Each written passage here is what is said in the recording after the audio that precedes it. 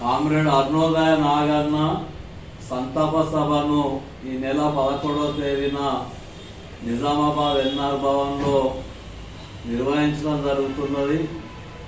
Comrade Arunodaya Naganna CPIM new democracy party సిద్ధాంతాన్ని నమ్మి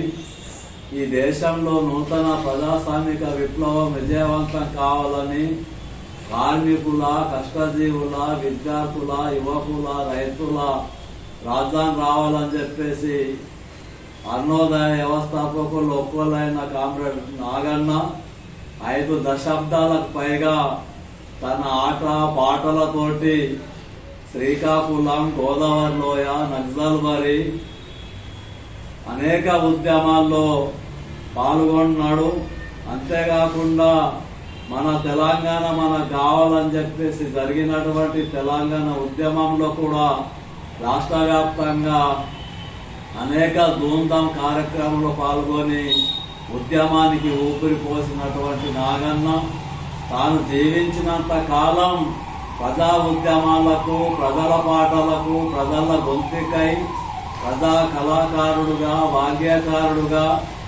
అనేక రకాల ఆటపాటలతో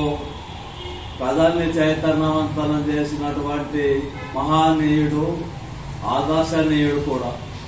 తాను సుఖవంతమైన జీవితం గడపడం కోసం అనేక అవకాశాలు వచ్చినప్పటికీ ఈ పెట్టుబడిదారీ వ్యవస్థలో అట్లాంటి వాటికి దూరంగా ఉండి కఠోరమైన, కఠినమైనటువంటి జీవితాన్ని కూడా జీవిస్తూ తాను చేసినటువంటి కృషి, ఏ ఆశయం కోసం, ఏ లక్ష్యం కోసం తాను పనిచేసిందో ఆ లక్ష్య సాధన కోసం తాను పనిచేస్తున్న క్రమంలోనే అనారోగ్యానికి గురై మరణించడం అనేది కళా, సాహితీ, సాంస్కృతిక రంగాలకు తీరని లోటు, ప్రజా ఉద్యమాలకు తీరని లోటు, సిపిఐఎం న్యూ డెమోక్రసీ పార్టీకి కూడా తీరని లోటు అని చెప్పేసి మేము మా ఆవేదన వ్యక్తం చేస్తూ ఉన్నాం. ఈ నెల 11వ తేదీన జరిగేటువంటి నాగన్న సంతాప సభకు కళా, సాహితీ, సాంస్కృతిక రంగాలకు చెందిన కవులు, కళాకారులు, విప్లవ శ్రేయాభిలాషులు, శ్రేణులు, అభిమానులంతా పాల్గొని విజయవంతం చేయాల్సిందిగా విజ్ఞప్తి చేస్తూ ఉన్నాం.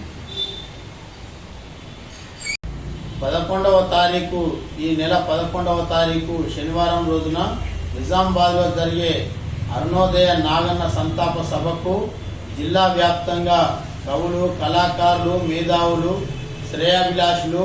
అభిమానులు అందరూ కూడా పాల్గొని విజయవంతం చేయాలని కోరుతూ నాగన్న చేసినటువంటి సిపిఎంఎల్ న్యూ డెమోక్రసీ పార్టీ నుండి అరుణోదయ సంస్థలో అనేకమైన కార్యక్రమాలు చేపట్టి ప్రజలను, శ్రామికులను, శ్రామిక వర్గాలను, పేదలను చైతన్యవంతం చేసి అనేక పోరాటాలపై పాటలు పాడి చైతన్యం కలిగించిన అరుణోదయ నాగన్నకు విప్లవ అభినందనలు తెలియజేస్తూ అలాగే జోహార్లు అర్పిస్తూ కూడా ఈ నెల 11వ తారీఖున జరిగే అరుణోదయ నాగన్న సంతాప సభకు మీరందరూ కూడా తరలి రావాలని ఈ సందర్భంగా కోరుతున్నాం.